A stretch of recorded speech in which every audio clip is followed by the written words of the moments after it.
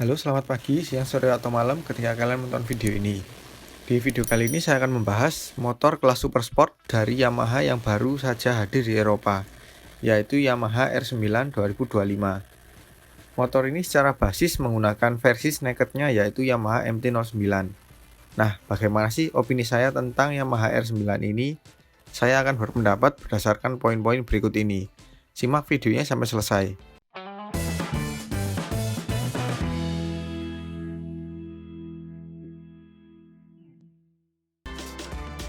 Secara desain, memang ini R-series banget. Namun kalau dilihat lebih detail, R9 ini punya ciri khasnya sendiri. Dari depan paling terlihat ada winglet yang cukup lebar dan ini sudah terintegrasi dengan body fairing. Dan untuk bodi belakangnya ini seperti kombinasi bodi R1 dan R7 yang ditumpuk. Dan saya rasa bodi depannya seperti lebih landai.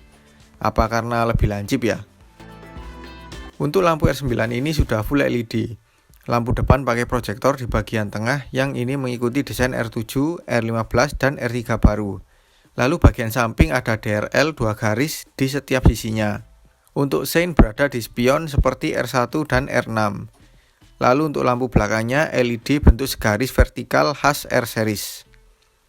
Sein belakang LED model 1 titik dan ada reflektor yang memanjang seperti R7 dan R3 baru. Untuk panel info Yamaha R9 ini secara bentuk sama dengan basisnya yaitu Yamaha MT-09. Layar full TFT 5 inch. Bisa diatur temanya, mode street atau mode track. Dan seperti kebanyakan motor-motor Yamaha terbaru, panel info ini juga bisa dikoneksikan ke smartphone via Yamaha MyRide App. Untuk tombol-tombol di Yamaha R9 ini didesain cukup keren dan banyak tombol-tombolnya. Di sebelah kanan ada engine cut-off dan starter yang jadi satu. Dan pengoperasiannya model tekan. Lalu di bawahnya ada tombol mode. Kemudian di bagian kiri ini ada banyak sekali. Ada tombol untuk cruise control, tombol mengatur menu, dan ada tombol enter juga kembali. Yang lainnya sih umum ya. Ada tombol lampu dekat dan jauh, sein, dan juga klakson serta hazard. Untuk kunci secara bentuk cukup sederhana terutama secara desain. Ya seperti R25 sih menurut saya. Hanya beda penempatan saja. Dan saya belum bisa konfirmasi apakah sudah pakai immobilizer atau belum. Karena biasanya ada tulisan di area lubang kunci. Tapi di R9 ini tidak ada tulisannya. Hanya ada tulisan ignition. Harusnya sih ada ya, apalagi ini kelas super sport. Untuk mesin sama halnya pada adiknya yaitu R7 yang dipakai basis dari versi nakednya yang tidak lain adalah MT-07. Yamaha R9 ini pakai basis mesin MT-09. Dan ini generasi pertama untuk R9 maupun adiknya tadi. R9 ini pakai mesin 3 silinder segaris crossplane DOHC 4 katup per silinder. Berkapasitas 890 cc dengan ukuran diameter kali langkah 78 x 62,1 mm. Rasio kompresi 11,5 banding 1. Tenaga 119 PS di 10.000 rpm dan torsi 93 Nm di 7.000 rpm. Dari spesifikasi tadi memang masih khas karakternya MT-9 sih. Putaran mesin tidak tinggi. Tenaganya lebih dekat ke Sport 600cc 4 silinder. Tapi torsinya memang besar sih. Ya intinya tampilan sport tapi tenaga naked.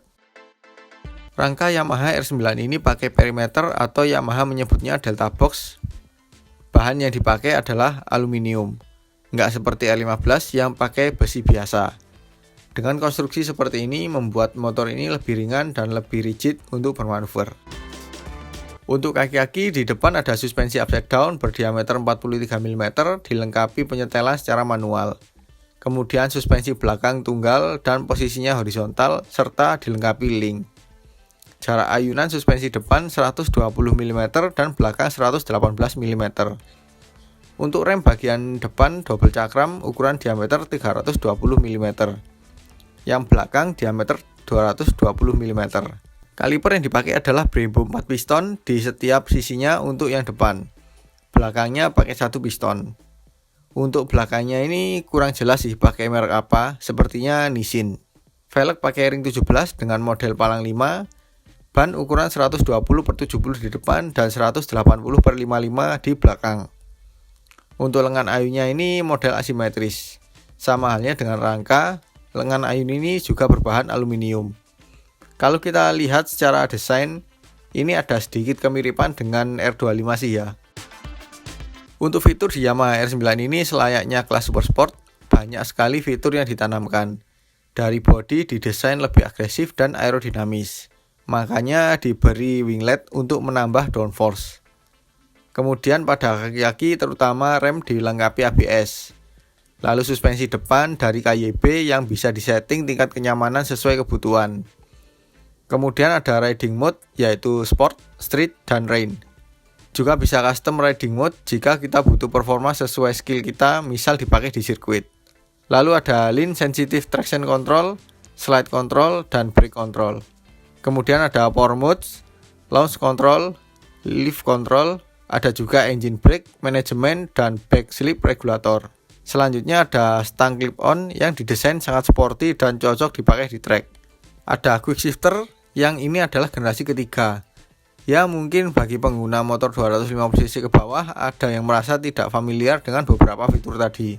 Karena ya memang tidak semua fitur itu ada di kelas 250cc. Tapi kalau pengguna motor super sport atau superbike pasti sudah banyak yang tahu. Untuk dimensi motor ini sekilas sedikit lebih lebar. Mungkin karena efek winglet dan tangki yang lebih lebar bahkan jika dibandingkan dengan R1. Untuk angkanya dari panjang 2070 mm, lebar 705 mm, dan tinggi 1180 mm. Tinggi jok 830 mm, jarak sumber roda 1420 mm, jarak terendah ke tanah 140 mm. Berat 195 kg. Kapasitas tangki bahan bakar 14 liter. Kecil ya untuk motor sport mesin besar. Malah sama dengan R25. Lalu kapasitas oli mesin 3,5 liter. Secara keseluruhan sih normal-normal saja, nggak terlalu besar dan nggak terlalu kecil juga. Untuk ergonomi ya memang sesuai temanya, sangat sporty bahkan lebih ke racing. Badan benar-benar menunduk. Stangnya punya tinggi hampir sejajar dengan jok. Pijakan kaki juga tinggi dan mundur. Memang lebih cocok dipakai di trek sih daripada jalan raya. Kalaupun jalan raya lebih enak dipakai di jalan raya yang minim hambatan. Kemudian untuk ergonomi penumpang sih saya rasa kurang nyaman. Karena dari joknya sangat tinggi. Mengingatkan saya pada R6. Dimensi joknya juga kurus, pijakan kaki juga tinggi membuat posisi duduk seperti jongkok. Untuk varian tipe Yamaha R9 ini hanya ada di satu tipe saja. Dan untuk pilihan warna, jika di Eropa itu ada dua pilihan warna, yaitu biru dan hitam. Sedangkan di Australia, sesuai website resminya ada 3 warna, biru, hitam, dan putih. Yang putih ini lebih menarik, karena ada kombinasi warna merahnya juga hingga ke cover lampu depannya. Untuk warna lain sih bagi saya biasa saja. Nah untuk harga Yamaha R9 ini di Eropa di harga 12.250 euro atau sekitar 208.250.000 rupiah. Sedangkan harga di Australia yaitu 23.199 dolar Australia atau sekitar 238.950.000 rupiah. Cukup mahal sih menurut saya, bahkan untuk pasaran harga Eropa. Di Eropa dan Australia saja segini harganya. Misalkan masuk di Indonesia bisa mencapai ya mungkin 700 jutaan. Jangankan R9 masuk, MT-09-nya saja belum masuk atau bahkan nggak akan dimasukkan oleh Yamaha Indonesia secara resmi ya. Oke, kesimpulannya dari Yamaha R9 ini, motor basis naked dipakaikan fairing. Secara karakter sebenarnya kurang cocok, karena karakter motor naked lebih mementingkan torsi ketimbang tenaga. Sama halnya seperti adiknya yaitu R7, kesannya jadi membingungkan. Jika dibandingkan dengan kompetitor misal sesama Jepang juga nggak bisa karena alasan spesifikasi terlalu berbeda.